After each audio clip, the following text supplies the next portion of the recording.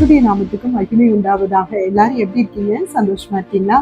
இந்த நல்ல word of guidance என்னங்கிறத வாசிக்க கேட்கலாமா? சங்கீதம் 50:15. ஆபத்து காலத்தில் என்னை நோக்கி கூப்பிடு, நான் உன்னை விடுவிப்பேன், நீ என்னை மகிமைப்படுத்துவாய் என்பதாக.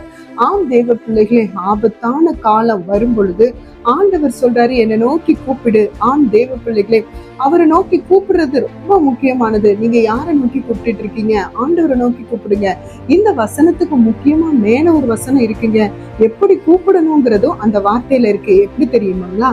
கர்த்தருக்கு ஸ்தோத்திர பலிகளை செலுத்தி உன் பொருத்தனைய நிறைவேற்றி ஆண்டவரை நோக்கி கூப்பிடும் போது நிச்சயமா அவர் உங்களை விடுவிப்பார். ஆண்டவர் உங்களை விடுவிக்கிற தெய்வம். தெய்வ பிள்ளைகளே, ஆபத்து காலத்துல ஆண்டவரை நோக்கி கூப்பிட மறந்துடாதீங்க. ஸ்தோத்திர பலியோடு கூட ஆண்டவரை நோக்கி பாருங்களேன். கண்டிப்பா உங்களுக்கு ஒரு விடுதலை உண்டு. கர்த்தர் தாமே உங்களை ஆசீர்வதிப்பார். God bless you.